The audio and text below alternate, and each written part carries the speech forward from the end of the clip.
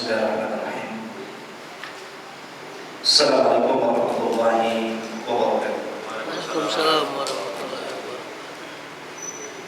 Innal hamdalillah hamdan katsiran tayyiban mubarakan fihi kama yuhibbu rabbuna wa yarda. Asyhadu an la ilaha illallah wahdahu la syarika lah wa asyhadu anna Muhammadan abduhu wa rasuluhu alladzi la nabiyya ba'dahu. Qala Allah ta'ala ya ayyuhalladzina amanu taqullaha haqqa tuqatih wa la tamutunna illa wa antum muslimun. Wa qala sallallahu alaihi wasallam man salaka tariqan yaltamisu fihi ilma sahhalallahu bihi tariqan ilal jannah. Amma ba'du. Ma'asyiral muslimin wal muslimat, a'azzani Allah wa iyyakum. Alhamdulillah, pada malam hari ini kita kembali mengkaji sebuah kitab yang sangat populer, Al-Arba'in An-Nawawiyah, kumpulan 40 hadis pilihan yang dikarang oleh Imam besar Madhab Syafi'i Al-Imam An-Nawawi rahimahullah ta'ala. Dan pada malam hari ini kita sudah masuki hadis yang ke-24 dari 40 hadis yang dikumpulkan oleh pengarang rahimahullah ta'ala. Qala rahimahullah ta'ala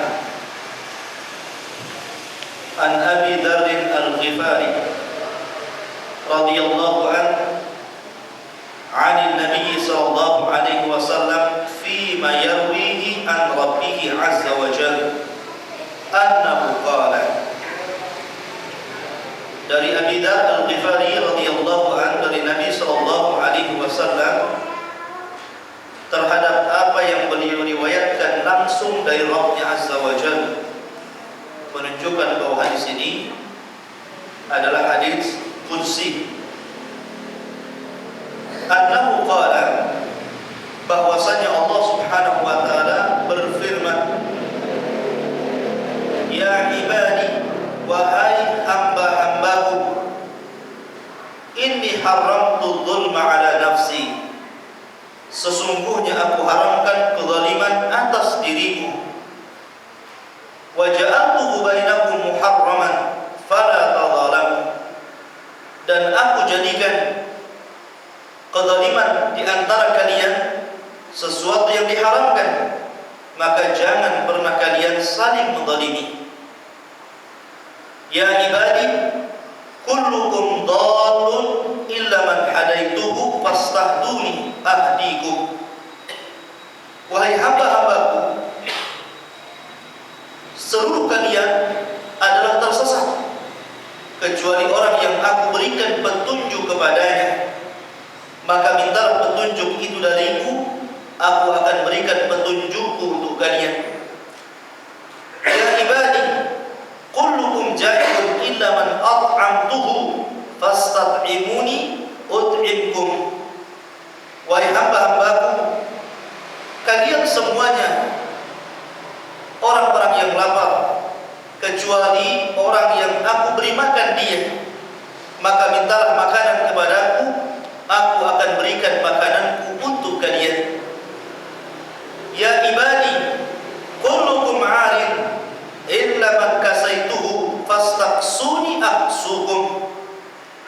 Wahai hamba-hambaku, kalian semua adalah telanjang kecuali orang yang aku berikan pakaian kepadanya, maka mintalah pakaian kepadaku, aku akan berikan pakaianku untuk kalian.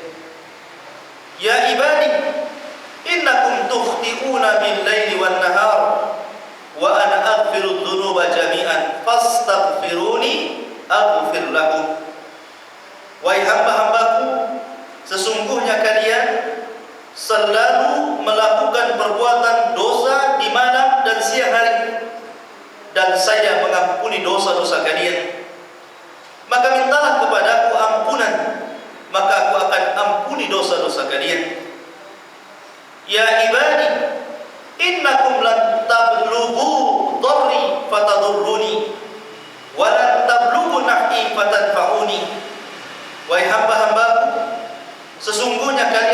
bisa memadaratkan aku, maka kalian melakukan perbuatan yang membahayakan diriku, dan sesungguhnya kalian tidak mungkin sampai manfaatku kemudian kalian memberikan manfaat kepadaku. Wahai ya ibadi, wahai hamba-hambaku, lau anna awwalakum wa akhirakum wa insakum wa jinnakum kanu ala atqa qalbi rajulin wahidin minkum ma zada dhalika fi mulki syai'an. Wahai hamba-hambaku, kalaulah sekiranya orang yang pertama kalian dan orang yang terakhir kalian, manusia dan jin kalian, mereka bersatu di atas hati seorang laki-laki yang bertakwa di antara kalian, maka tidak menambah kekuasaanku sedikit pun. Ya ibadi, lau anna awalakum wa akhirakum wa insakum wa jinnakum kanu ala afjari qalbi rajulin wahidin minkum ma naqasa dhalika min mulki syai'an. Wahai hamba-hambaku, sesungguhnya kalaulah orang yang pertama kalian dan orang yang terakhir kalian, manusia dan jin kalian, mereka di atas satu hati yang paling buruk di antara seorang laki-laki, maka itu tidak akan mengurangi sedikit pun dari kekuasaanku. Ya ibadi, wahai hamba-hambaku, lau anna awwalakum wa akhirakum wa insakum wa jinnakum qamu fi sa'idin wahidin fasa'aluni fa'ataitu kulla wahidin mas'alatahu ma naqasa dhalika mimma indi illa kama yanqusul mihyatu idza udkhila al-bahra. Wahai hamba-hambaku, sekiranya orang yang pertama kalian dan orang yang terakhir kalian, manusia dan jin kalian, mereka berdiri di satu tempat yang tinggi, kemudian mereka meminta kepadaku, aku berikan setiap permintaannya, maka tidak mengurangi sedikit pun dari kekayaan yang ada pada diriku, kecuali seperti berkurangnya satu jarum yang ditenggelamkan ke lautan kemudian diangkat lagi, maka tetesannya itulah baru yang diberikan kepada hamba-hamba Allah Azza wa Jalla. Ya ibadi, wahai hamba-hambaku, innama hiya a'malukum uhsiha lakum thumma uwaffikum iyyaha faman wajada khairan falyahmadillah wa man wajada ghaira dhalik fala yalumanna illa ma nafsah. Wahai hamba-hambaku, sesungguhnya hanya saja dialah amal-amal kalian, aku menghitungnya untuk kalian, kemudian aku akan balas amalan itu untuk kalian. Barang siapa yang mendapatkan kebaikan, pujilah Allah Subhanahu wa ta'ala. Barang siapa yang tidak mendapatkan kebaikan, maka jangan mencela kecuali hanya dirinya saja. Hadis ini dikeluarkan Imam Muslim, dan hadis ini banyak sekali faedah yang kita akan garap dan kita akan bahas pada malam hari ini. Pertama, ma'asyiral muslimin, hadis ini bukan hadis biasa, akan tapi hadis qudsi. Ingat, hadis qudsi itu definisinya adalah kullu ma rawahu an-nabiy sallallahu alaihi wasallam an rabbih li'annahu mansubun ila an-nabiy sallallahu alaihi wasallam tablighan wa laysa min al-Qur'an bil ijma'. Hadis qudsi adalah setiap hadis yang Nabi sallallahu alaihi wasallam riwayatkan langsung dari Rabbnya karena dinasabkan kepada Nabi sallallahu alaihi wasallam untuk disampaikan kepada umatnya, dan bukan Al-Quran sedikit pun secara ijma' para ulama. Jadi dia adalah sebuah riwayat yang Nabi sallallahu alaihi wasallam riwayatkan langsung dari Allah tabaraka wa taala tanpa perantara. Tanpa perantara sama sekali. Tanpa Jibril yang memberikan wahyu. Ya. Lah hadis qudsi wa tafidin azani Allah wa iyyakum, terjadi silang pendapat di antara ulama. Apakah lafaz hadis qudsi itu datang dari Allah Subhanahu wa taala, ataukah lafaz hadis qudsi itu datang dari Nabi sallallahu alaihi wasallam mengibaratkan firman Allah Azza wa Jalla? Sebagian ulama mengatakan bahwa hadis qudsi itu secara lafaz dan makna datang dari Allah. Di pendapat yang pertama. kursi itu baik lafadznya ataupun maknanya datang dari Allah Azza wa Jalla. Alasannya karena Nabi menyandarkan kepada Allah Subhanahu wa taala. Jadi bersabda Nabi sallallahu alaihi wasallam, berfirman Allah Azza wa Jalla, kan begitu model. Jadi Nabi sallallahu alaihi wasallam menyandarkan perkataannya kepada Allah Subhanahu wa taala, dan tentu ketika menyandarkan perkataan itu kepada Allah Azza wa Jalla berarti disandarkan kepada orang yang mengatakannya. Dan orang yang mengatakannya di sini adalah Allah Subhanahu wa taala. Maka pendapat yang pertama, bahwa hadis kursi baik lafaz ataupun makna datang dari Allah Subhanahu wa taala. Kemudian yang kedua, pendapat yang kedua, bahwa hadis kursi itu maknanya memang datang dari Allah Azza wa Jalla. Akan tetapi lafaznya adalah lafaz Rasulullah sallallahu alaihi wasallam. Dan itu dilihat dari dua segi. Dilihat dari dua segi. Pertama, kalau seandainya hadis kursi itu lafaz dan maknanya datang dari Allah Subhanahu wa taala, tentu hadis kursi lebih hebat daripada Al-Qur'an. Kenapa? Karena Al-Qur'an lewat perantara Jibril, sementara hadis kursi tidak lewat perantara Jibril, langsung Rasul dengan Allah Subhanahu wa taala. Dari segi sanad lebih tinggi hadis kursi daripada Quran. Kalau lafaz dan maknanya datang dari Allah. Lah berhubung lafaznya dari Nabi sallallahu alaihi wasallam dan maknanya adalah datang dari Allah Azza wa Jalla, maka posisi Al-Qur'an lebih tinggi daripada hadis kursi. Karena Al-Qur'an itu datang dari Allah secara langsung, lafaznya lewat perantara malaikat Jibril. Yang kedua, kalau seandainya Allah, hadis kursi ini secara lafaz datang dari Allah Azza wa Jalla, maka tidak ada bedanya Al-Qur'an dengan hadis kursi. Kalau lafaznya sama-sama datang dari Allah Azza wa Jalla, apa bedanya? Kalau dibedakan, kenapa berbeda pembukuannya? Maka dari dua segi ini, Allah, wallahu a'lam, Syekh Utsaimin rahimahullah taala lebih cenderung bahwa pendapat yang kedua lebih kuat, bahwa hadis kursi itu lafaznya datang dari Nabi sallallahu alaihi wasallam, akan tetapi maknanya datang dari Allah Subhanahu wa taala. Adapun perbedaan hadis kursi dengan Al-Qur'an, perbedaan hadis kursi dengan Al-Qur'an, yang pertama, Al-Qur'an diibadahi bacaannya.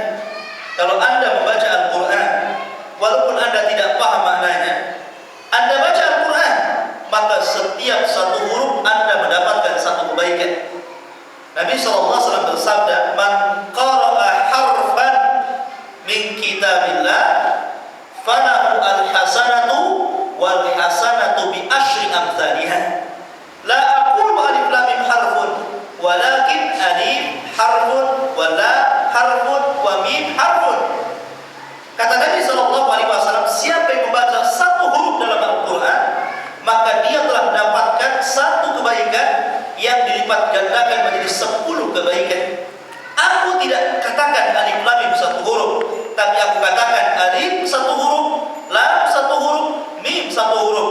Artinya per huruf mendapatkan satu yang dilipat gandakan menjadi 10 kebaikan.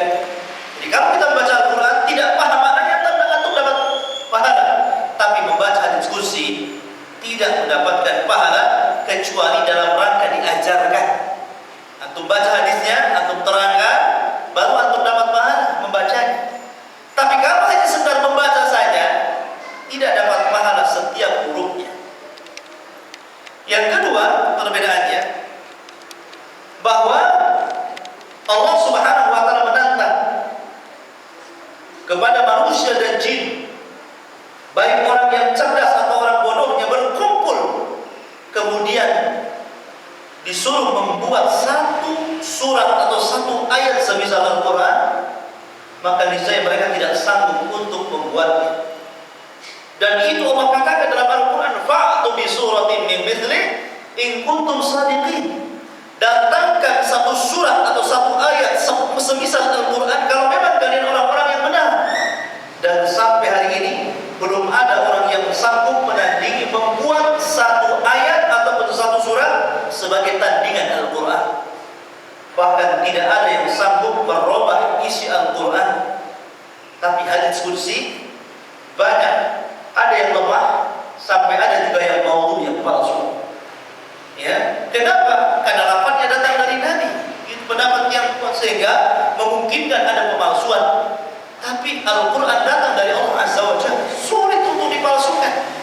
Bagaimana caranya? Al-Quran memiliki nilai sastra yang tinggi, yang itu Allah Subhanahu wa Ta'ala yang menyusunnya. Dan Al-Quran kalamullah Azza wa Jalla. Ini yang kedua. Yang ketiga, Al-Quran mahfudun, bahwa Al-Quran senantiasa terjaga. Senantiasa terjaga.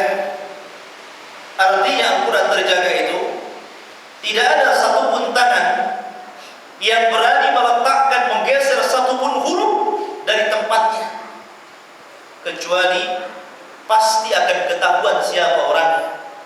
Makanya Anda bisa membeli Al-Quran yang ada di Amerika, di Australia, di benua Afrika, di benua Eropa, ya, antum bisa membeli Al-Quran, samakan, pasti Anda tidak akan mendapatkan perbedaan.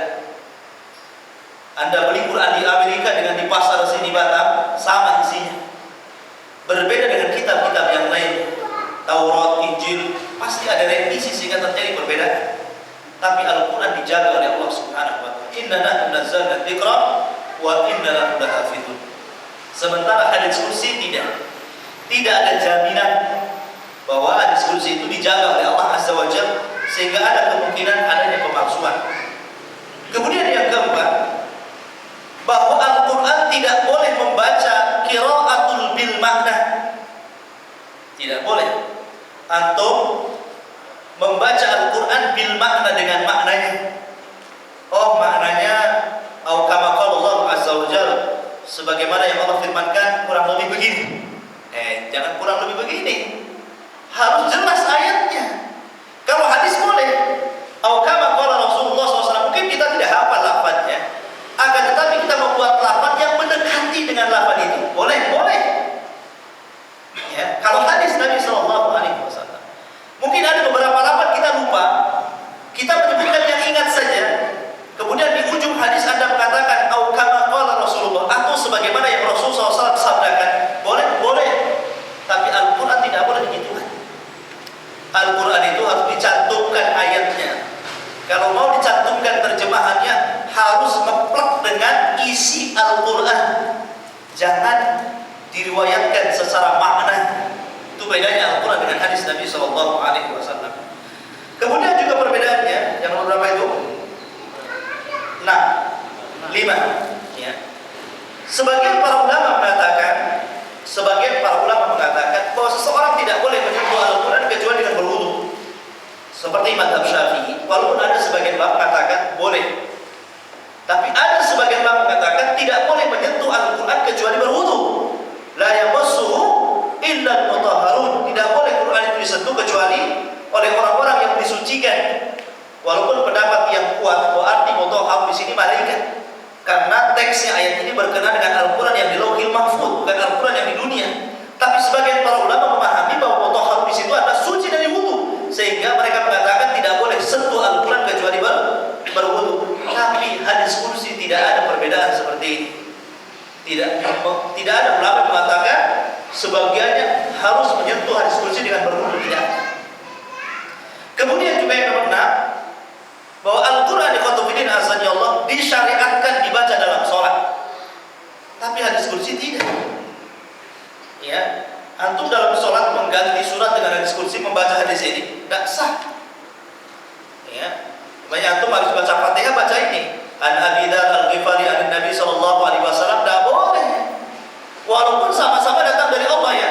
Kenapa? Karena lafadznya bukan dari Allah. Lafadznya datang dari Nabi sallallahu alaihi wasallam.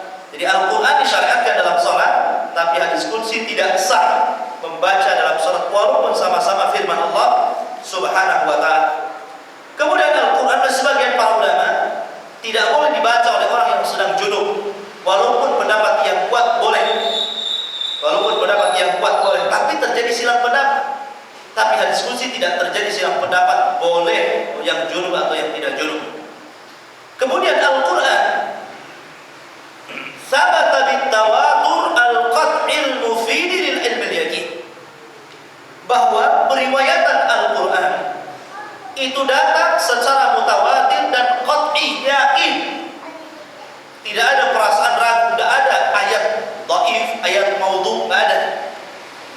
Ya, artinya semua ayat itu sahih. Dan ketika orang membaca Al-Quran tidak ada keraguan sama sekali. Tapi ketika hadis Nabi yang dibaca, hadis kursi, boleh jadi menurut penelitian hadis ini tidak sampai kepada Nabi SAW, direka-reka oleh orang-orang setelah, sehingga tidak qat'i kedudukannya. Tidak qat'i, ada yang qat'i, ada yang tidak qat'i. Berbeda dengan Al-Quranul Karim. Wallahu a'lam. Itulah diantara perbedaan Al-Quran, dan masih banyak lagi perbedaan Al-Quran dengan hadis kursi. Cuma di sini hanya menyebutkan beberapa perbedaan. Tapi ikhwatul fillah itu berbicara tentang hadis kursi. Adapun isinya, perhatikan di sini. Wahai hambaku, inni haramtu dzulma ala nafsi wa ja'altuhu bainakum muharraman fala tadhalam. Wahai hamba-hambaku, sesungguhnya aku haramkan kezaliman atas diriku, dan aku jadikan kezaliman di antara kalian diharamkan, maka janganlah kalian saling menzalimi. Zalim ikhwatul fillah ini memiliki 3 rincian. Ada kezaliman yang tidak pernah diampuni oleh Allah Azza wa Jalla.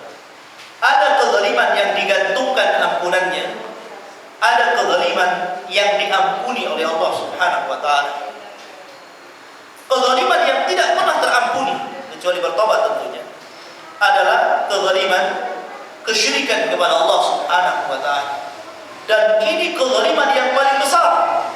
Sebagaimana Luqmanul Hakim mengatakan kepada anaknya dalam surat Luqman, "Ya bunayya la tusyrik billahi inna syirka la dzulmun adzim." Ya. Wahai putraku, kata Luqman, jangan kalian menyekutukan Allah Azza wa Jalla, karena persekutuanmu kepada Allah Azza wa Jalla merupakan kezaliman yang paling besar. Jadi kezaliman yang paling besar adalah kesyirikan. Dan ini dosa yang tidak pernah diampuni oleh Allah Subhanahu wa taala kecuali bertobat tentunya. Kemudian yang kedua, kezaliman yang digantungkan ampunannya. Dia sudah bertobat kepada Allah Azza wa Jalla, tapi Allah tidak langsung mengampuni dosa-dosanya, tidak langsung mengampuni kezalimannya. Kenapa? Karena digantung.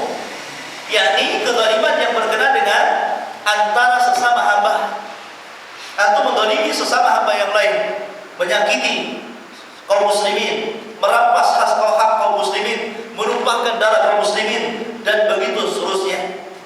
Apabila kita melakukan kezaliman kepada sesama manusia, walaupun kita sudah bertobat kepada Allah Azza wa Jalla, Allah tidak lantas mengampuni dosanya. Sampai ada kerelaan orang yang kita zalimi, baru kemudian Allah akan berikan ampunannya. Kalau tidak ada kerelaan, tetap digantung itu. Ya, tetap digantung. Ikhwatu fillah azanillah, kecuali kalau kita sudah berupaya minta maaf dengan ketulusan kita, dan kita sudah sesuai dengan prosedur cara minta maafnya, tetapi dia masih belum memaafkan, itu urusan dia dengan Allah Azza wa Jalla. Tapi kita sudah lepas tanggung jawab. Tapi kalau kita belum minta maaf, ataupun mungkin belum maksimal minta maafnya, ya, seperti bapaknya, antum minta maaf kepada orang yang pernah digibahi, datang ke rumahnya, "Pak, saya pernah menjelek-jelekan bapak, minta maaf ya saya." Kata bapak ini, "Tidak, kamu harus mengangkat nama baik saya di tempat kamu menggibah saya." Ya. Walaupun dia terus minta maaf, kalau syarat ini belum dipenuhi, maka tetap, karena dia belum maksimal. Ya. Jadi kecuali sampai maksimal betul dia minta maaf dan apa yang dia inginkan untuk kita penuhi, baru kemudian Allah akan lepaskan ampunan. Kalau tidak, maka tetap Allah gantungkan. Dan sebagai balasannya adalah kebaikan kita berikan kepada dia, dan dosa dia kita tanggung dalam dada kita. Ini yang kedua. Yang ketiga, kezaliman yang diampuni oleh Allah Azza wa Jalla walaupun tidak sempat bertobat, yaitu kezaliman antara hamba dengan Allah Azza wa Jalla. Kezaliman antara hamba dengan Allah Subhanahu wa taala. Pamannya mungkin kelalaian kita di bulan Ramadan, pamannya kita dengan sengaja kita tidak puasa, ya, pamannya saudara sudah waktunya zakat, dengan kelalaian saudara dia tidak zakat, ya, maka ini adalah dosa sesama antara dia dengan Allah Azza wa Jalla. Nah, seandainya kebaikan ia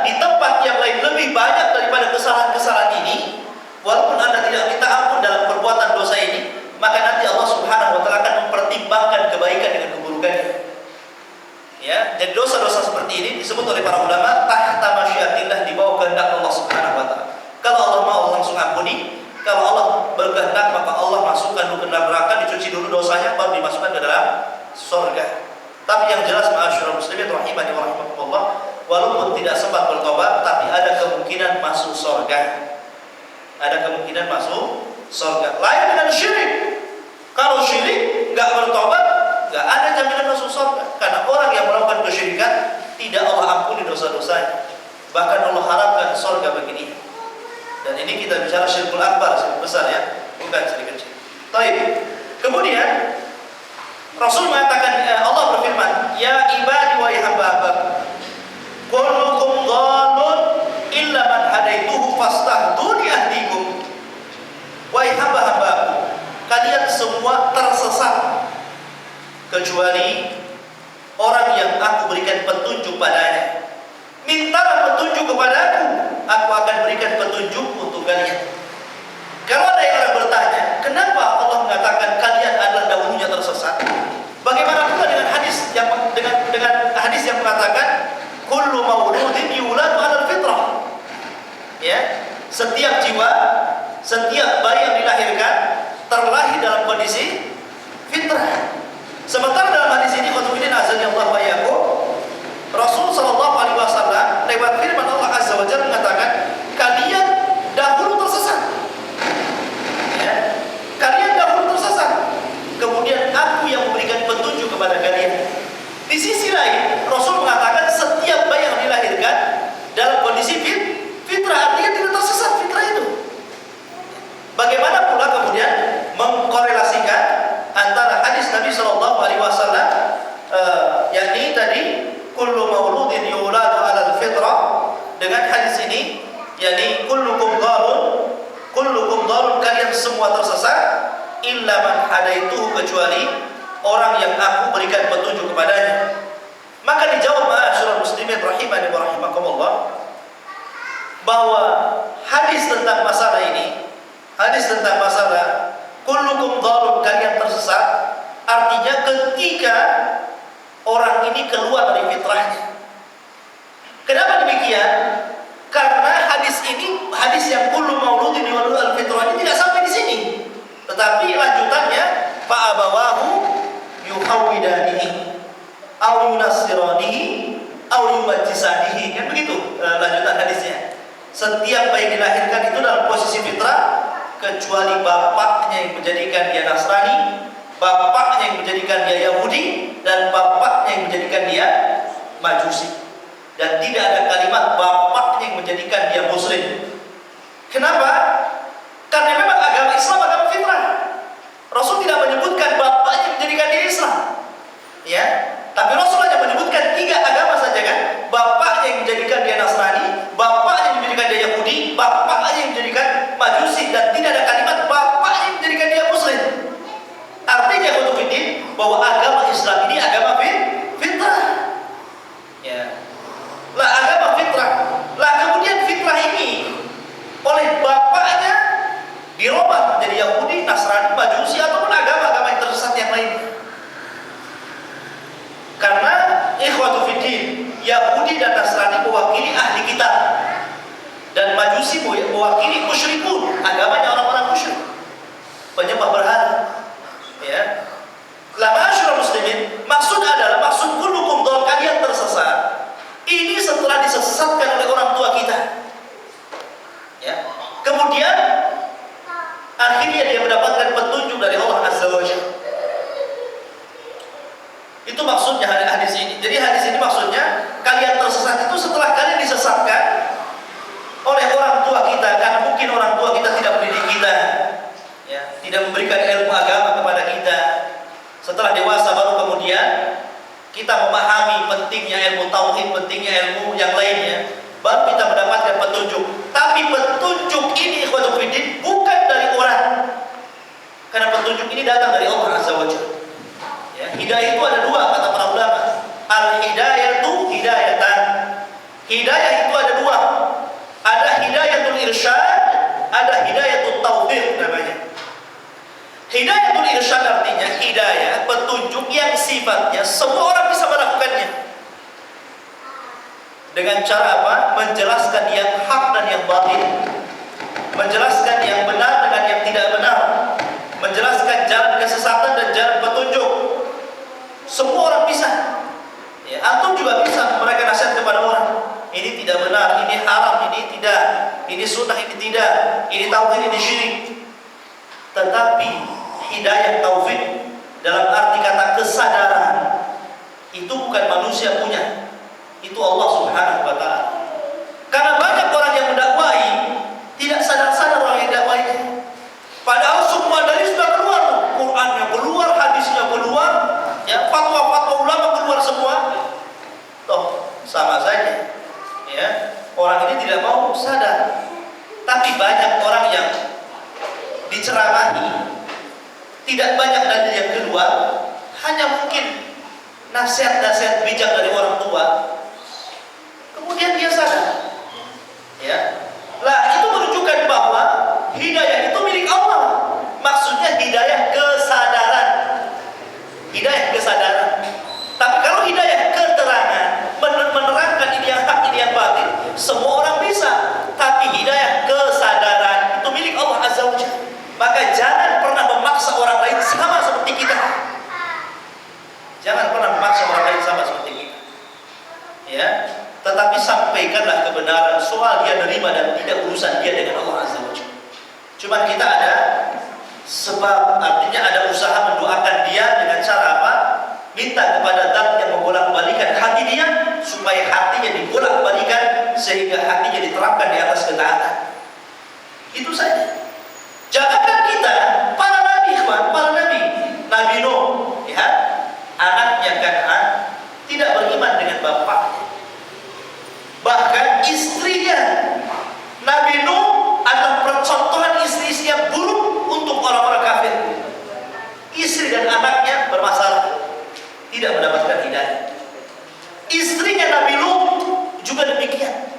Justru menjadi fitnah penghalang dakwah suaminya Lut alaihi salatu wassalam.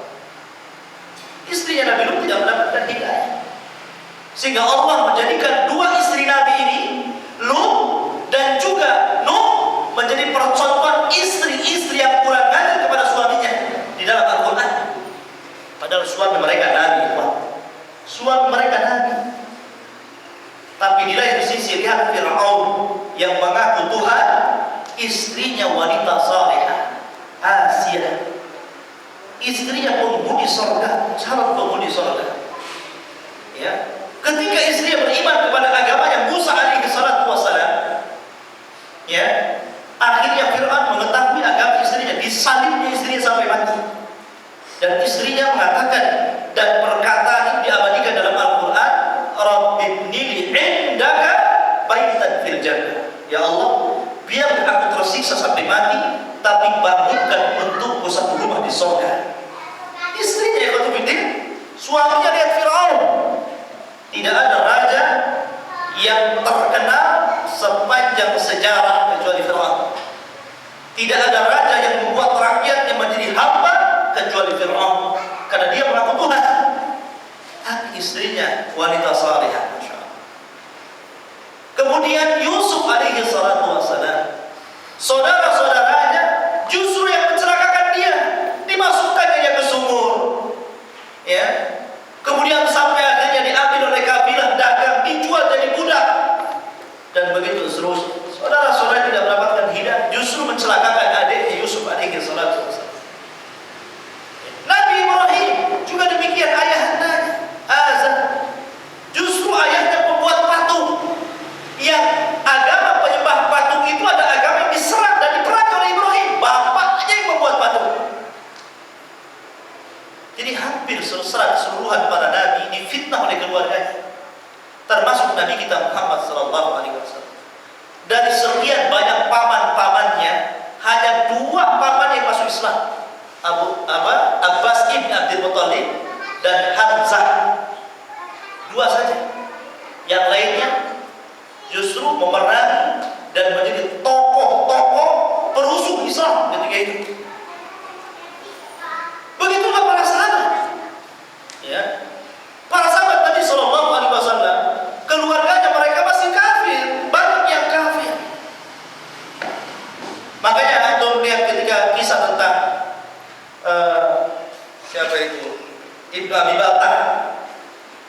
Abi Baltah ketika Nabi SAW hendak menyerang kota Mekah.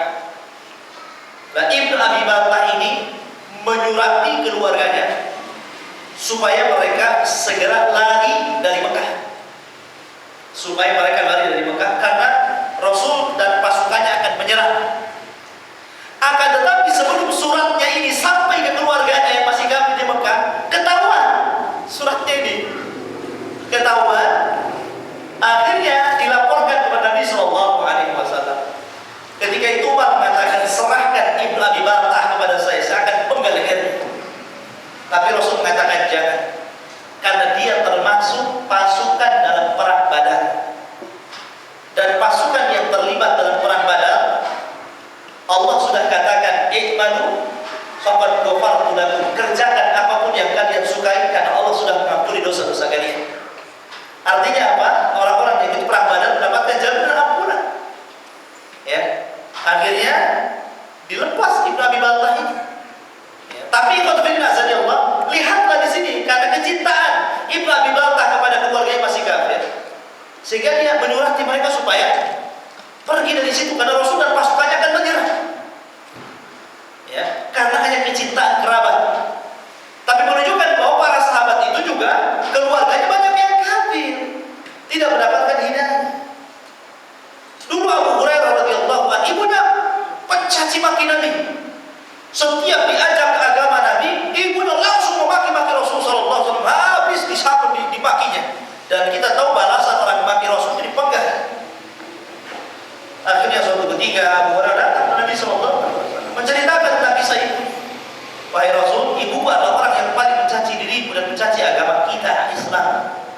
Cobalah aku meminta kepada Allah Azza wa Jalla agar ibuku mendapatkan hidayah. Akhirnya kemudian Rasul SAW berdoa untuk ibu Abi Hurairah dengan mengatakan, Allahumma hdi ummi Abi Hurairah. Ya Allah, berikan hidayah kepada ummunya Abi Hurairah. Akhirnya dapat hidayah masuk Islam. Ya. Jadi para sahabat ikhwatu fillah azza Allah, banyak keluarganya masih kafir. Masih kafir. Tapi banyak di antara mereka, makanya tidak ada sahabat yang seluruh keluarganya masuk Islam kecuali Abu Bakar. Tidak ada satu sahabat pun di zaman itu yang seluruh keluarganya masuk Islam kecuali Abu Bakar. Makanya Abu Bakar itu memang memiliki keutamaan yang hebat. Karena keluarganya masuk Islam, istrinya, anaknya, orang tuanya, semua masuk Islam. Luar biasa.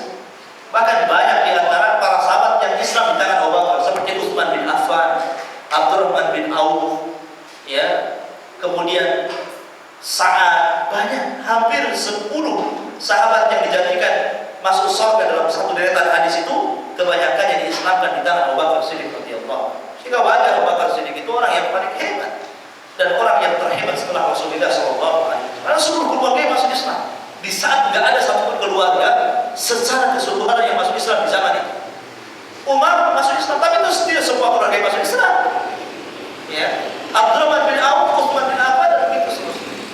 Itulah kehebatan dan kelebihan Abu Bakar dan keluarganya.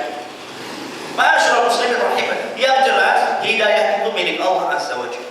Karena hidayah itu milik Allah Azza wa Jalla, maka mintalah hidayah itu kepada Allah. Fastahduni ahdikum. Ya, maka mintalah kalian hidayah kepada aku, akan berikan hidayah untuk kalian. Dan karena hidayah itu tidak ada jualan di pasar. Kalau ada orang yang jual hidayah, saya akan pertama membeli. Tapi tidak dijual hidayah itu. Kalau hidayah itu dijual di pasar-pasar, orang kaya paling pertama dapat hidayah. Tapi rupanya hidayah itu milik Allah. Bukan si kaya, bukan si miskin, tapi siapa yang Allah kehendaki mendapatkan hidayah. Maka mintalah hidayah kepada Allah Subhanahu wa ta'ala. Kemudian kata Nabi sallallahu alaihi wasallam, kullukum ja'i'un illa man at'amtuhu fastat'imuni ut'imkum. Wahai hamba, kalian itu dahulunya ja'i, lapar. Kalian dahulunya lapar. Artinya kalian ini tidak punya makanan. Aku yang memberi makan kalian. Aku tumbuhkan padi, aku tumbuhkan singkong, aku tumbuhkan mangga, durian, ya, aku tumbuhkan gandum, kurma, macam-macam. Bukankah makanan itu secara umum dari tumbuh-tumbuhan? Secara umum, ya, walaupun sekarang sudah menjadi roti, sudah menjadi kue dan begitu seterusnya. Tapi kan bahan-bahan itu diambil dari tumbuh-tumbuhan yang Allah tumbuhkan. Ya. Sehingga Allah Subhanahu wa taala berfirman di dalam Al-Qur'anul Karim menyinggung manusia, ya, mengingatkan manusia sebagaimana disebutkan dalam surat Al-Waqiah ayat 63 sampai 71. Yang intinya adalah afara'aitum ma tahrusun a antum tazra'unahu am nahnu zari'un law nasha'u laja'alnahu hutaman fadhaltum tafakkahun. Lihat, Allah mengatakan, bagaimana pendapat kalian tentang tumbuh-tumbuhan yang kalian tanam? Apakah kalian yang menumbuhkannya ataukah kami yang menumbuhkannya? Kalaulah kami berkehendak, kata Allah Subhanahu wa taala, kami akan jadikan tanah itu kering kerontang sehingga tidak ada satupun tumbuh-tumbuhan yang hidup dan kalian akan tercengang dengan kondisi seperti itu. Allah Subhanahu wa taala mengatakan, apakah kalian yang menumbuhkannya ataukah kami yang menumbuhkannya? Ya, jawabannya Allah yang menumbuhkannya. Ya. Ikhwatuddin azan ya Allah wa iyyakum. Lah, karena semua yang menumbuhkan Allah Subhanahu wa taala, maka mintalah kepada Allah Subhanahu wa taala. Jangan minta rezeki kecuali kepada Allah. Idza sa'alta fas'alillah wa idza sta'anta fasta'in billah. Ya. Maka di sini Allah menyinggung kita. Dulu kalian itu lapar, aku yang kasih makan kalian, maka mintalah makanan kepadaku, aku akan berikan makanan untuk kalian. Ini singgungan Allah bahwa rizki yang kita makan hari ini semua datang dari Allah Azza wa Jalla. Maka bersyukurlah kepada Allah Subhanahu wa taala. Kemudian juga kullukum 'arin illa man kasaitu fastaqsuni aqsuhum. Ya. Wahai hamba, kalian dahulu terlanjang bulat. Aku yang memberikan pakaian. Maka mintalah pakaian kepada aku akan berikan pakaian untuk kalian. Dahulu Adam alaihi salatu wassalam ketika diturunkan dari surga, kemudian diturunkan ke permukaan bumi, keduanya telanjang, keduanya terbuka auratnya.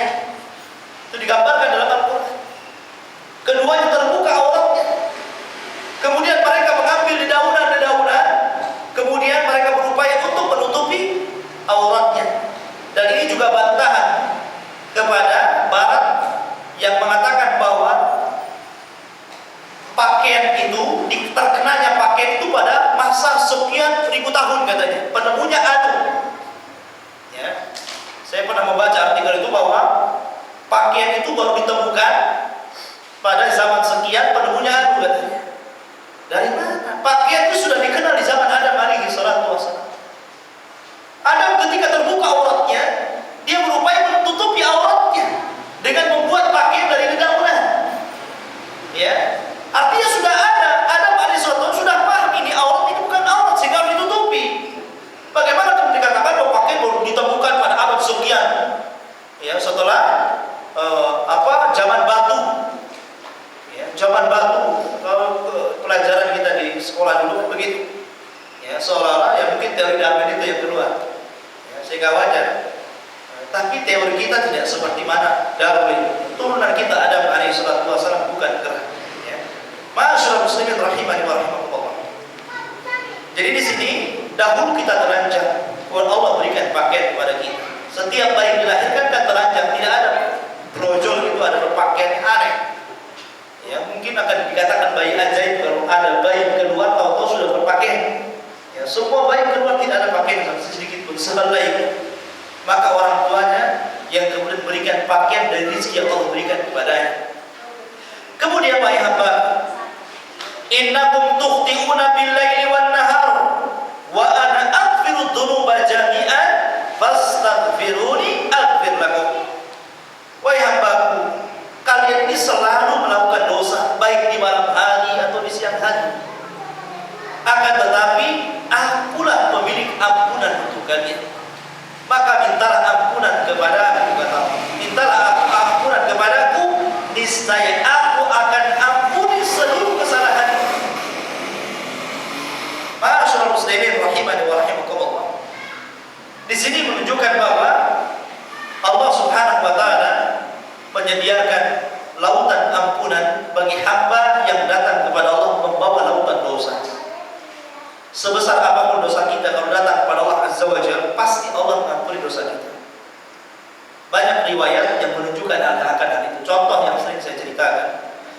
bagaimana penyihir Fir'aun yang sejak dari kecil sampai dia tua pekerjaannya tukang sihir. Karena itu profesinya tukang sihir.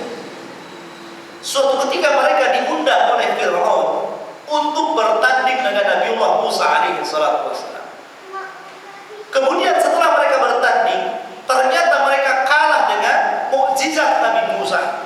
Mereka mengakui bahwa itu bukan sihir, tapi itu adalah kekuatan yang datang dari Rabbul Alamin. Sehingga ketika melihat kekuatan Musa, mereka langsung sujud dan beriman kepada Musa alaihi salatu wassalam. Akhirnya sekali sujud menjadikan Fir'aun marah, yang kemudian Fir'aun akhirnya menghukum mati seluruh tukang sihirnya. Dan Allah katakan tukang-tukang sihir itu mendapatkan jaminan masuk surga. Bayangkan, seumur hidup dia tukang sihir, hanya ketika kalah tanding dengan Nabi Musa, kemudian beriman kepada Musa satu kali, bersujud dan beriman kepada Musa, kemudian mereka dibunuh, mereka masuk surga. Padahal tidak ada kesyirikan yang paling besar kecuali sihir. Tidak ada dosa yang paling besar dari kesyirikan kepada Allah Azza wa Jalla kecuali sihir. Lah ini profesinya sihir, tukang sihir. Ya, tapi sekali dia sujud kepada Nabi Musa, Allah ampuni dosanya, Allah masukkan tukang sihir ke dalam surga. Artinya, seberat apapun hatta kesyirikan dosa yang kita bawa, kalau kita bertobat kepada Allah Azza wa Jalla, Allah akan ampuni. Contoh ini. Contoh saja, sujud satu kali, pengagungan kepada Musa, tanda beriman kepada Allah Subhanahu wa Ta'ala. Akhirnya dibunuh Fir'aun, masuk surga. Kisah yang kedua, kisah di zaman Bani Israil, 99 nyawa melayang oleh seorang laki-laki. Jadi orang ini sangat bengis dan kerjanya cuma membunuh saja kerjanya. Sehingga nyawa yang pernah ia tebas 99 nyawa dia layangkan. Dan ikhwan fillah azza Allah, jangankan 99 nyawa. Kadang-kadang kita punya tetangga membunuh dengan cara mungkin tidak sopan, mutilasi begitu, satu nyawa saja. Kita sudah menganggap udah kurang wajar, macam-macam kita nilai. Ya. Kalau kita punya tetangga membunuh dengan cara membunuhnya dengan cara sadis, dimutilasi begitu, mungkin antum akan memaki, menyambut habis orang itu. Itu satu nyawa dia bunuh. Bagaimana kalau dia membunuh 99 nyawa? Bagaimana yang dibunuh itu kalau keluarga kita namanya? Oh, tambah lagi kita memakinya dia. Mungkin kita bisa memaki dia. Mungkin kita katakan saya nggak akan ampuni dia, dan dia sudah membunuh lagi. Tapi Allah berbeda dengan makhluknya. Walaupun dia sudah banyak dosanya, tetap Allah mengampuni dosa-dosanya. Yang 99 nyawa yang sudah dilayangkan ini akhirnya bertobat. Bertanya kepada seorang rahib, adakah ampunan untukmu? Kata rahib, tidak ada. Karena rahib ini jahil, tidak punya ilmu. Dia jawabnya asal-asalan. Karena kamu sudah membunuh 99 nyawa, maka Allah tutup tobatmu. Marah dia, suka membunuh, marah lagi, darah membunuhnya muncul. Bunuh akhir ini, genap menjadi 100 nyawa. Akhirnya dia coba bertanya lagi, ketemulah dengan orang alim, seorang alim yang memang memiliki ilmu, dan mengatakan kamu akan diterima tobatmu jika kamu berjalan ke satu daerah itu banyak orang alim, banyak orang ahli ibadah, belajarlah di sana. Akhirnya berangkatlah ke tempat yang diisyaratkan orang-orang alim tadi untuk bertobat. Namun belum sampai di tempat, dia sudah meninggal di tengah jalan. Akhirnya datang malaikat rahmat hendak mengambil ruhnya dan hendak memasukkannya ke dalam surga. Tapi tiba-tiba datang malaikat azab merebut ruhnya dengan mengatakan dia tidak pantas masuk surga karena dia sudah membunuh 100 nyawa dan belum sempat bertobat, baru akan bertobat. Akhirnya rebutan. Akhirnya Allah mengutus satu malaikat yang memutus dua malaikat ini. Kata malaikat pemutus ini, ukur jarak dia bertanya kepada orang alim dengan jarak ke tempat yang dia tuju. Kalau lebih dekat kepada salah satu dari keduanya, maka masukkan dia ke salah satu, mungkin ke surga atau neraka. Kalau dekat ke tempat orang alim bertanya, masukkan dia ke dalam neraka. Kalau dekat ke tempat yang akan tuju, masukkan dia ke dalam surga. Akhirnya Allah melipat perjalanannya. Padahal jarak kepada orang alim itu lebih dekat, tapi Allah melipat perjalanan sehingga seolah-olah lebih dekat ke tempat yang dituju. Ternyata malaikat rahmat yang berhak mendapatkan ruhnya dan dimasukkan ke dalam surga. Melihat itu menunjukkan bahwa rahmat Allah ini luas. Ya, jangan pernah kita berpikir bahwa tidak ada dosa yang tidak diampuni. Dosa apapun kalau datang kepada Allah Azza wa Jalla kita ampun, maka Allah akan ampuni dosa-dosa kita. Ikhwatu fiddin azanillahu wa iyyakum. Kemudian wa yambaku innakum lan tablughu dhurri. Sesungguhnya kalian tidak mungkin sampai untuk memudaratkan aku. Ya. Ya, tidak mungkin kalian ini bisa memudaratkan diriku sedikit. Tidak mungkin. Sebagaimana tidak mungkin kalian memberikan manfaat kepada. Makanya Allah mengatakan, "Ma uridu minkum birizqin wa ma uridu an yut'imun." Aku tidak menghendaki rezeki kalian. Aku tidak menghendaki makanan kalian, kata Allah. Yang aku kehendaki adalah ibadah kalian kepadaku. Ya. Jadi Allah mengatakan, aku tidak menghendaki rezeki kalian dan aku tidak menghendaki makanan kalian. Yang aku kehendaki adalah wa ma khalaqtul jinna wal insa illa liya'budun. Tidaklah aku menciptakan jin dan manusia kecuali untuk beribadah kepada. Itu yang diinginkan Allah Subhanahu wa taala. Makanya di sini dikatakan, jangan pernah menyangka bahwa kita bisa memberikan madarat kepada Allah sebagaimana kita bisa memberikan manfaat kepada Allah. Justru terbalik, Allah yang mendatangkan manfaat dan Allah yang mendatangkan madarat.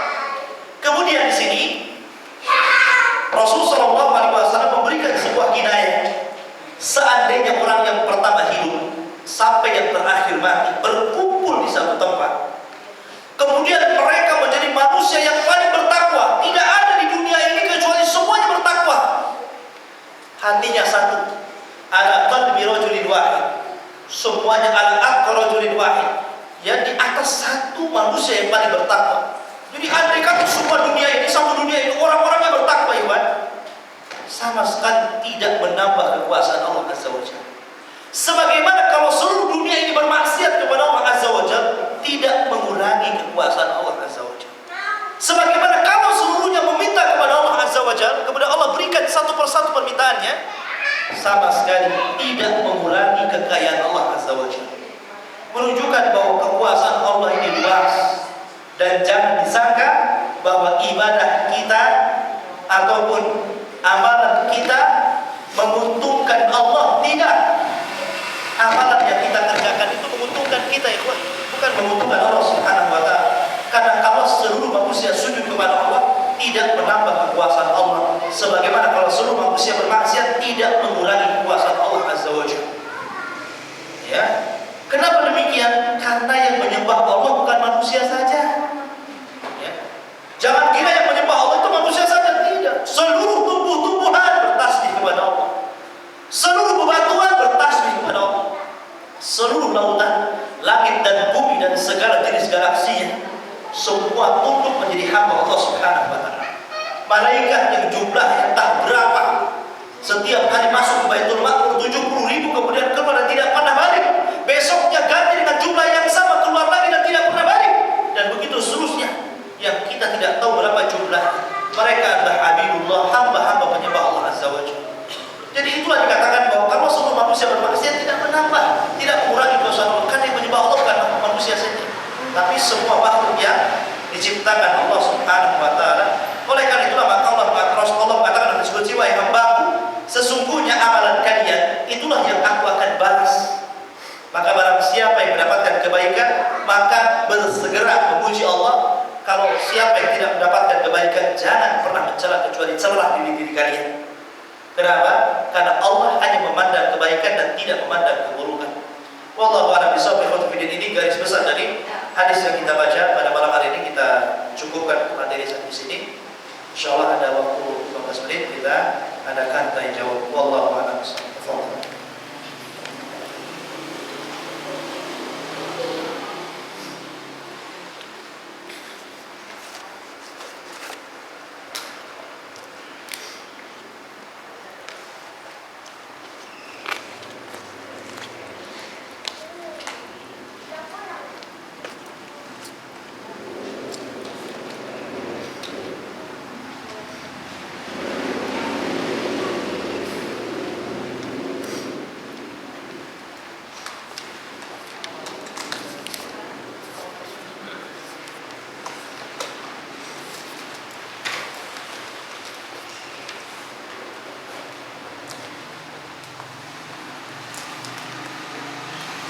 Ya.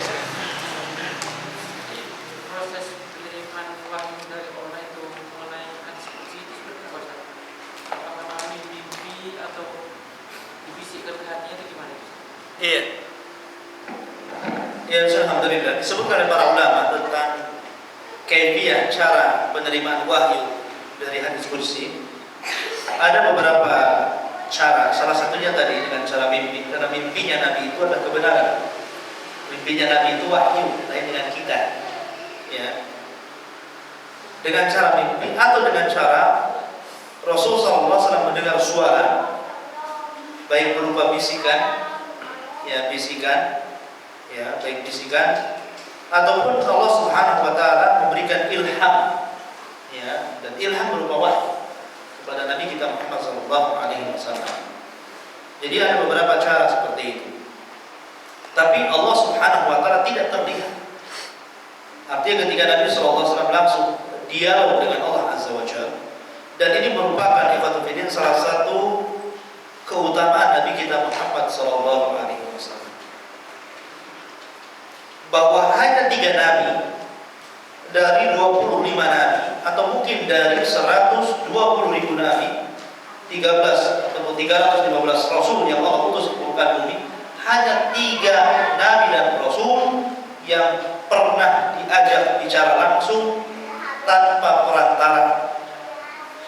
Salah satunya Nabi kita Muhammad SAW, kemudian Nabi Adam alaihi salatu wassalam di surga, dan Nabi Musa alaihi salatu wassalam yang paling banyak diajak bicara Allah Azza wa Jalla.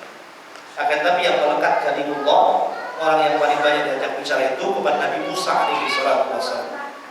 Tetapi tiga-tiganya adalah orang yang pernah diajak bicara langsung. Salah satunya ini, adanya hadis kursi yang menunjukkan Nabi berdialog dengan Allah Azza wa Jalla.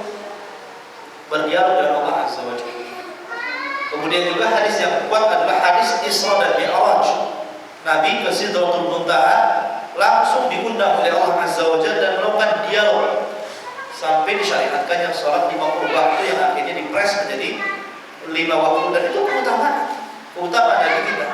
Sayyidul Anbiya wal Mursalin, ya, pemimpinnya para nabi dan rasul yang Allah berikan keutamaan. Dari 25 nabi Allah berikan keutamaan, ada 5 nabi yang kita sebut dengan ulul azmi. Dari 5 nabi Allah pilih hanya 2 nabi yang disebut dengan Khalilur Rahman, kekasihnya Allah Azza wa Jalla, Nabi kita Muhammad dan Nabi Ibrahim alaihi salatu wassalam. Dari 2 nabi yang merupakan kekasih Allah, yang paling tinggi derajatnya adalah Nabi kita Muhammad sallallahu alaihi wasallam, karena dia mendapatkan syafaatul uzma yang tidak bisa didapatkan Nabi Ibrahim alaihi salatu wassalam. Jadi semakin mengerucut, maka Nabi kita lah Sayyidul Anbiya wal Mursalin, pemimpinnya para nabi dan rasul. Wallahu a'lam.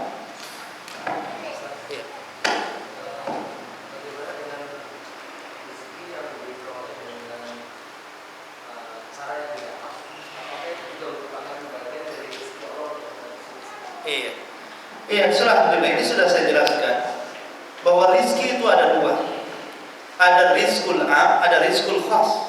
Ada rizki umum, di mana mencakup orang kafir dan orang mukmin, orang jahat dan orang baik, binatang dan semua makhluk-makhluk Allah. Bahwa wama min dabatin fil ardh illa 'ala Allah rizquha.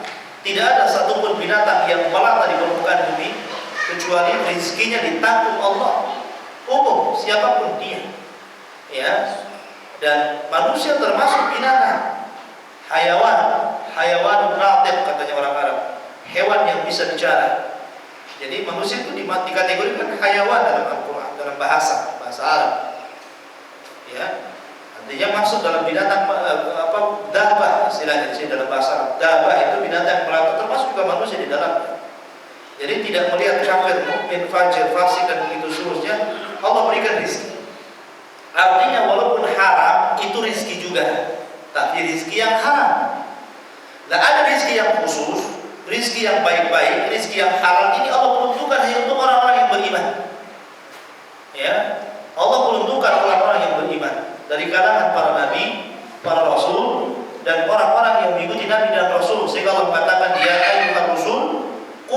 min thayyibati ma razaqnakum.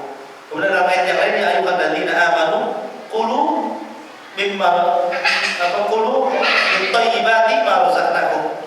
Ya, wahai para rasul, makanlah dari yang baik-baik. Dan ayat yang lain, wahai orang-orang yang beriman, makanlah dari yang baik-baik yang kami rizkikan kepada kalian.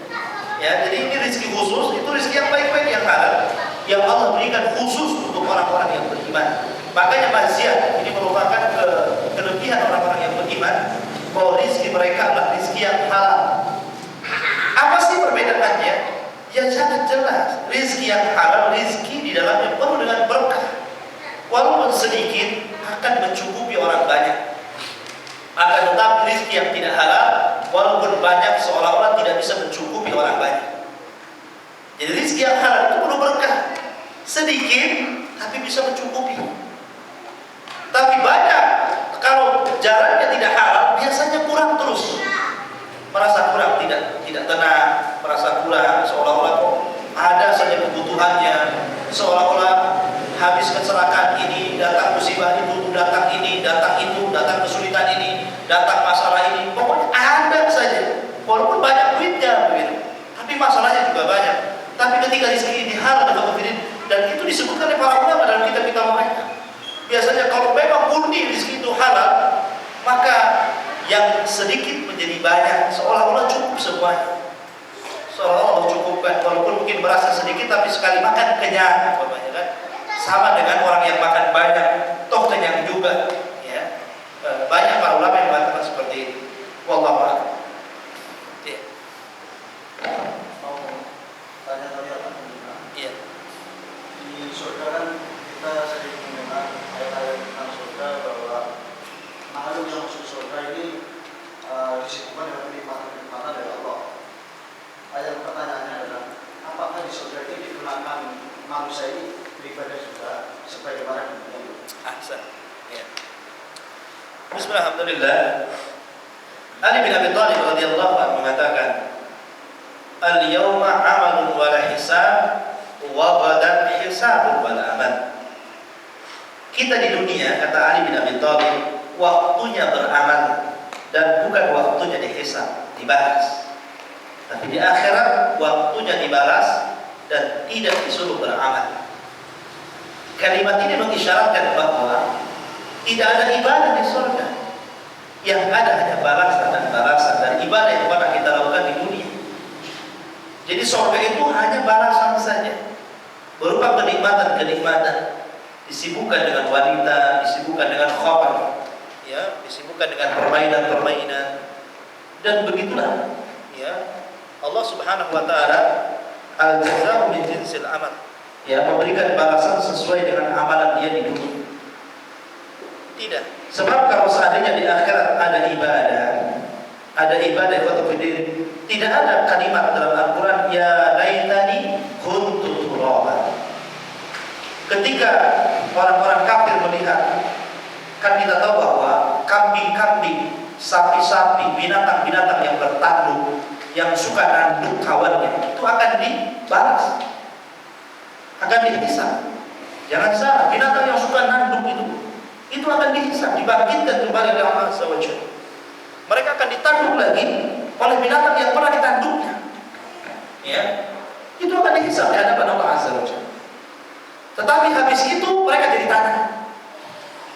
Selesai mereka dihisab, kisos, Allah katakan kunu turaba, jadilah kalian tanah. Maka jadilah mereka tanah. Lah orang-orang kafir yang melihat seperti itu, mereka mengatakan apa? Sebagaimana di dalam surat An-Naba, ya laitani kuntu turaba, duhai kiranya aku sama dengan binatang itu menjadi tanah. Ya, sekiranya aku sudah oke dihisab, tapi selepas itu jadi adab langsung jadi tanah begitu. Tapi ternyata tidak. Ya, bahkan di dalam Al-Quran jelas-jelas mereka ini dikembalikan ke permukaan bumi. Ya, dengan mengatakan seandainya aku dikembalikan ke dunia ini, saya akan beramal soleh, saya akan melakukan amal soleh. Tapi kalla innaha kalimatun huwa qailuha wa min waraihim barzakhun ila yaumiddin. Kata Allah mengatakan, Tidaklah sekali-kali itu hanya ucapan angan-angan orang kafir saja. Karena tidak mungkin dikembalikan ke dunia. Ya. Qala rabbirji'uni. Sebelumnya kan begitu. Qala rabbirji'uni la'alli a'malu a'malan nah, Hasan, ya. Qala rabbirji'uni la'alli a'malu amalan shalihan fima tarak kalla innaha kalimatun huwa qailuha. Ya, Allah mengatakan mengkisahkan orang-orang yang di akhirat itu. Qala rabbirji'uni, ya Allah, kembalikan aku walaupun sesaat ke muka bumi ini. La'alli a'malu amalan shalihan, agar aku bisa mengamalkan amalan saleh fima tarak yang dahulu aku tinggalkan. Tapi Allah mengatakan karena innaha kalimatun huwa qailuha. Itu hanya kalimat yang kau ucapkan saja. Kamu tidak mungkin dikembalikan. Artinya mustahil, sudah tidak ada lagi ibadah. Yang ada hanya balasan. Kalau dia menuai, kalau dia menanam kebaikan, menuai kebaikan. Kalau dia menanam keburukan, dia menuai keburukan. Begitu. Wa may ya'mal mithqala dzarratin khairan yarah, wa may ya'mal mithqala dzarratin syarran yarah. Jadi di surga dia akan disibukkan dengan kenikmatan dan balasan. Wallahu a'lam. Bagaimana sikap kita terhadap orang yang tidak suka dengan dakwah Islam, baik hanya tidak suka maupun bahkan melakukan makar, baik dari orang saudara kita, kerabat, mungkin dari saudara Muslim tapi masih jahil mau anak sekolah, maupun dari yang memang musyrik. Apakah kita masih tetap menjaga muamalah secara baik, secara komitmen, dan berharap mendoakan semoga bisa terbuka hidayah, atau sikap kita itu menunda? Ya, alhamdulillah. Itu sebuah keharusan. Orang yang mendakwahkan dakwah hak yang dibawa Nabi Sallallahu Alaihi Wasallam pasti akan disakiti dan diuji.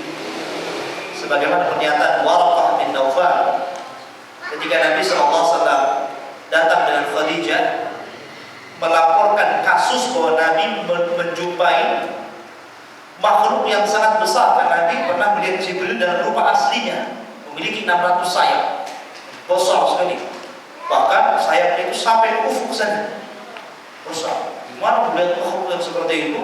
Ya sok lah. Sebelumnya Nabi tidak pernah melihat makhluk yang sebesar itu. Jibril alaihissalam sekali melihat makhluk bentuk Jibril asli, 600 sayap, yang sayapnya sampai ufuk sana. Nabi ketakutan, itu makhluk apa? Gede sekali. Sehingga dia menggigil, datang kepada Khadijah, Zammiluni, Zammiluni, selimuti aku, selimuti aku, Dathiruni, selimuti aku. Akhirnya diselimuti oleh istri. Kemudian dihibur, gak apa-apa insyaallah. Kamu kan orang yang baik, kata istrinya. Kamu suka menyambung silaturahim, kamu suka ngasih makan orang fakir miskin. Kamu ini orang baik, makruf, dikenal. Lihat, istrinya menghibur dia. Kemudian beberapa hari dibawalah ke Waraqah bin Naufal, masih saudara Khadijah juga. Dia seorang rahib, pendeta yang memang taat. Bertanya tentang penemuan Rasulullah SAW melihat makhluk yang sangat besar rupa Jibril yang asli. Kata Waraqah, innaha namus allati ja'a ila Musa alaihi salatu wassalam. Apa yang kau temui itu adalah namus. Namus itu binatang yang bersayap yang dahulu pernah mendatangi Musa alaihi salatu wassalam. Dan kamu adalah akan menjadi seorang nabi dan rasul. Kemudian di ujung riwayat ini sebagaimana dicantumkan oleh Imam Bukhari dalam bab pertama Badrul Wahyi, Kaifa Badrul Wahyi, ya, diceritakan di situ. Maka Waraqah bin Naufal mengatakan, innaha ma jaa bika mimma ji'ta bihi illa udhi, wa fi riwayatin illa udhi. Ada dua riwayat. Ya, sesungguhnya tidaklah ada orang yang datang dengan membawa apa yang kau bawa, kecuali orang ini pasti akan disiksa. Dan riwayat pasti akan disakiti dan diuji. Artinya siapapun dia yang membawa dakwah Nabi harus diuji, harus disiksa, harus dicelakakan. Maknanya kalau orang yang ingin mendakwahkan dakwah Nabi harus siap dengan risiko, begitu maksudnya. Risikonya begini, dicaci maki orang, dimusuhi orang, dihalang-halangi, diusir, dan begitu seterusnya. Itu konsekuensinya orang yang membawa dakwah Nabi. Karena orang yang membawa dakwah Nabi itulah begitu sunatullah. Ya, ketika antum mengatakan ini sunnah, yang lain bukan, antum kadang-kadang kalau berhadapan dengan adat istiadat tertentu yang sudah mengakar dan pulang, antum hendak merubah dengan membawa syariat, kadang-kadang antum yang diusir dari situ. Dituduhnya antum memecah belah, dituduhnya antum membawa ajaran sesat, dituduhnya antum membawa ajaran baru, orang aneh, orang gila. Itulah Nabi pernah dijulukan kepada Nabi SAW orang gila, tukang sihir, tukang syair, macam-macam tuduhan. Ya, artinya kalau kita serangan-serangan dari musuh dakwah itu mesti ada, baik dari dalam atau dari luar. Dari dalam tentu dari keluarga, dari luar mungkin tetangga, kerabat dan kawan-kawan kita, atau mungkin dari luar yang sangat jauh dari orang kafir. Ya, tapi yang jelas ma'asyiral muslimin rahimakumullah, Rasul sallallahu alaihi wasallam pernah mengabarkan satu keutamaan. Kata Nabi sallallahu alaihi wasallam, "Inna min waraikum ayyam sabrin." Sesungguhnya di belakang kalian ada hari-hari kesabaran. Ada hari-hari kesabaran. Orang al-qabid 'ala sunnah kal-qabid 'ala al-jamrah. Siapa yang memegang sunnah seperti memegang bara api dan Rasul. Semakin dipegang semakin panas, kalau dilepas maka sunnah akan lepas dari badan kita. Kata Nabi SAW, di belakang hari kelak kalian akan menemukan hari-hari kesabaran. Orang yang memegang sunnah sama dengan memegang bara api. Kemudian Rasul mengatakan lil amilina minhum, lil amilina minhum, ya, lil amilina minhum mithlu ajri amalikum. Kata Nabi SAW, orang-orang yang mengamalkan sunnah di antara mereka ketika zaman itu datang kepada mereka sama pahalanya dengan 50 amalan kalian. Maksudnya para sahabat.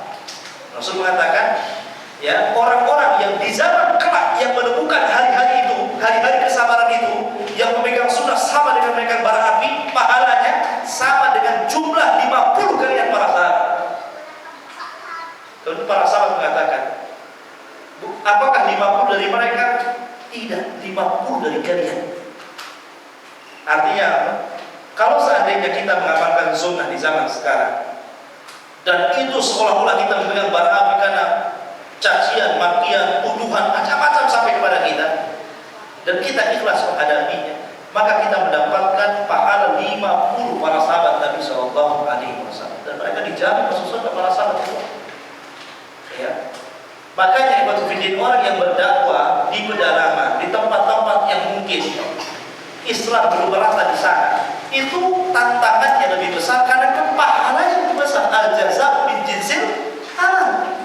Balasan itu disesuaikan dengan amalannya. Balasan itu disesuaikan dengan dakwahnya. Berbeda kalau antum berdakwah, lingkungannya itu sudah banyak sunnahnya. Antum tidak ada, istilahnya tidak ada tantangan berarti gitu. Istilah antum mau pakai cadar, antum mau pakai janggut, tidak ada yang menghina. Ya, coba antum ke tempat-tempat yang sama sekali nggak ada sunnah di sini. Baru berjanggut aja antum sudah dibek-bekkan sama orang. Ya. Belum lagi cingkrang disangka kebanjiran. Ya, pakai jubah disangka orang Arab. Ya. Macam-macam. Ya. Istri antum udah pakai pakaian begitu kok. Kayak orang meriang katanya. Kayak gak pernah kepanasan ya gitu. Nah, macam-macam mereka kan buat. Ya. Orang berjenggot dibilang akal gigi gitu. Akal gigi gitu. Macam-macam. Orang itu pasti akan macam-macam akan buat tuduhan. Tapi kalau antum di lingkungan orang-orang yang mungkin banyak berjenggot tidak ada masalah. Yang gak berjenggot malu justru kan begitu. Ya. Artinya apa? Mungkin dari segi istiqomah di lingkungan orang yang banyak sunnahnya lebih memungkinkan untuk istiqomah. Dan itu yang kita inginkan, istiqomah. Tapi dari segi pahala, kalau antum ingin berdakwah di tempat yang tidak ada sunnahnya tentu lebih baik. Kan begitu. Tapi taruhannya antum harus menjual akidah di sini. Taruhannya bisa saja antum membeli akidah orang atau antum menjual akidah antum. Antara dua itu saja. Antum jual akidahnya kepada orang, itu antum dengan mereka, atau antum membeli akidah mereka, mereka ikut kita. Ya, antara ghanim wal gharim kata perjudian itu untung dan buntung. Kalau untung ya mereka bisa dakwahi. Kalau antum yang katut dengan mereka buntung artinya. Ya. Tapi kalau antum bisa bertahankan di saat itu, di saat orang-orang mencela, memaki, menuduh, kemudian mengancam, nah disitulah sebenarnya nikmatnya dakwah di situ. Itu nikmatnya dakwah karena kita mendapatkan pahala di bawah usaha. Tapi rata-rata jarang yang siap seperti baru digoyang sedikit saja sudah ngeluh kadang-kadang. Ya, apalagi perempuan. Ya, baru difitnah saja sudah kelimpungan, hampir ditanggalkan akidahnya. Karena banyak perasaannya daripada kembali kepada fakta dan kenyataan bahwa dia sedang menjalankan sunnah. Ya, apalagi di dunia maya, tambah lagi di dunia Facebook itu tempat curhat. Lalu-laluan orang-orang suka hendaknya di situ. Yang tersinggung-tersinggung yang tetap bertahan di situ. Ya. Masyaallah muslimin rahimani wa rahimakumullah. Maka kalau kita berhadapan dengan orang seperti ini, yang pertama kita minta doa kepada Allah Azza wa Jalla supaya mereka diberikan hidayah. Yang kedua, kalau antum tidak bertahan di situ hijrah. Artinya begini, kalau antum berkawan dengan orang ini, bermasalah dengan akidah saya karena selalu melontarkan syubhat, jangan berkawan dengan dia. Ya. Jangan berkawan dengan dia, cari kawan yang lain. Tapi kalau antum bisa menguasai diri, mudah-mudahan ada kesempatan mendakwakan dia supaya dia ikut kita dan kepada kita, alhamdulillah. Tapi kalau mengukur kemampuan kita tidak sanggup mengambil dia, jangan spekulasi. Jangan kemudian kita menanggalkan akidah kita gara-gara syubhat. Karena kadang-kadang orang-orang itu yakin dengan kemampuannya setelah berdebat kalah, rupanya dia yang ragu-ragu. Tadi sudah yakin kok jadi ragu-ragu sekarang. Banyak itu pengakuan beberapa kawan-kawan yang sudah mantap dengan manhaj yang hak, sekali ketemu dengan orang yang berbeda dengan manhaj berdebat akhirnya pindah. Enggak. Ternyata apa yang saya yakini salah semua katanya. Bukan salah, kan kurang ilmunya dia sudah berdebat dengan orang. Ya, makanya dulu ada seorang ulama ahli sunnah namanya Imran bin Khattab. Seorang ulama ahli sunnah. Dia ingin menyelamatkan putri pamannya. Seorang tokoh Khawarij, menikahlah Imran bin Khattab dengan anak putri pamannya. Tujuannya baik, kalau saya menikahi dia, aku akan mengaruhi dia supaya jadi ahli sunnah, tidak jadi Khawarij. Ketika sudah menikah, dia pula yang jadi Khawarij. Akhirnya jadi tokoh Khawarij. Imran bin Khattab itu padahal dia ulama ahli sunnah dulu. Kepengaruh istrinya jadi Khawarij. La ilaha illallah. Niatnya baik, ternyata dia yang keseret di situ. Tapi banyak juga ulama-ulama yang dulunya tokoh-tokoh penyimpang sunnah, ketika membaca buku ahli sunnah, ada seorang ulama namanya Khalil Khawas. Khalil Khawas ini seorang dokter profesor di Azhar sana. Dia banyak mensyarah kitabnya Syekhul Islam Ibnu Taimiyah. Dulunya dia seorang sufi. Pokoknya habis dan pemahamannya itu luar biasa. Dia paling benci kepada Syekhul Islam Ibnu Taimiyah. Ketika dia membuat tesis doktoranya, akhirnya dia ingin membuat semacam tesis kesalahan-kesalahan Syekhul Islam Ibnu Taimiyah. Dia ingin mengumpulkan kesalahan-kesalahan penyimpangan Ibnu Taimiyah. Dikumpulkan semua karya Ibnu Taimiyah, dibaca dari awal sampai akhir. Kata dia ternyata tidak ada yang salah. Akhirnya dia tobat, bahkan dia yang memperjuangkan kitabnya Syekhul Islam. Karya-karyanya rata-rata adalah syarah semua kitab Syekhul Islam disyarah sama dia. Syarah Aqidah Wasatiyah, ya, syarah Tadmuriyah, syarah Hamawiyah, semua disyarah sama dia. Karya-karya Syekhul Islam Ibnu Taimiyah. Akhirnya berubah jadi ulama. Setelah dia, padahal dia paling benci dia. Setelah dia membaca dari awal sampai akhir, semua ada dalilnya, semua kalau Allah Azza wa Jalla, kalau Rasulullah, nggak ada yang salah ini. Akhirnya dia bertobat jadi ahli sunnah sampai akhir hayatnya dia menjadi pensyarah kitab Syekhul Islam. Itu makanya hidayah itu datang dari Allah Azza wa Jalla. Belum tentu orang yang membenci ternyata dia pula orang yang mendapatkan hidayah. Ya, kita doakan saja. Kemudian melihat situasi, kalau antum bisa berkawan dengan dia dan bisa menariknya, berkawanlah. Kalau tidak bisa, maka jauhi saja. Wallah. Kalau dalam bab muamalah ya tidak. Kalau muamalah sama orang kafir juga nggak apa-apa, jual beli, ya, dengan mereka berbisnis. Tapi kalau sudah urusan agama, bicara agama, stop, jangan bicara lagi. Tapi kalau soal muamalah sama orang kafir, jangan bisa muamalah dengan orang kafir. apalagi orang Islam. Dan Nabi beramal dengan orang Yahudi. Nabi pernah meminta kepada orang Yahudi itu 1 karung gandum karena di rumah istri-istrinya sudah tidak ada makanan. Dia minta kepada seorang Yahudi 1 karung gandum, kemudian oleh Nabi menggadaikan baju besinya sebagai jaminannya. Jadi dia meminjam 1 gandum, 1 karung gandum sebagai jaminannya apa? Baju besinya. Artinya bermuamalah dengan orang Yahudi kan di sini. Ya, dan itulah bagaimana Nabi SAW tidak mau merepotkan sahabat-sahabat. Kalau dia mau minta sama Abdurrahman bin Auf itu tidak perlu menggadaikan baju besinya. Kalau dia mau minta sama Utsman bin Affan yang kaya raya, tidak perlu menggadaikan baju besinya kan. Tapi dia tidak mau minta-minta sama sahabat. Dia cari orang yang gak kenal dengan dia. Cari orang Yahudi. Nah, orang Yahudi kan gak kenal dengan dia. Ya, pinjam 1 karung gandum, kemudian jaminannya baju besi. Bermuamalah dengan orang Yahudi tidak ada masalah. Dan ini juga menunjukkan bahwa dalam bermuamalah kita tidak ditanya dari mana asal muasal, ya. Jadi asal muasal barang itu bukan dari mana, dari halal atau dari haram. Jangan ditanya. Yang jelas dohirnya benda itu halal, beli. Walaupun baunya di minimarket, bukan Islam, atau beli. Jangan tanya kasirnya, ini belanja dari uang apa, halal apa haram? Tahu kan tuh. Tidak perlu ditanya. Walaupun secara umum orang kafir itu mereka pasti menghalalkan yang haram, kan begitu orang kafir itu. Mungkin ketika dia usaha pakai bank, pakai riba, pakai apa dan sebagainya, kita tidak disuruh bertanya tentang itu. Kita bermuamalah karena melihat benda itu secara zahir halal, kita beli.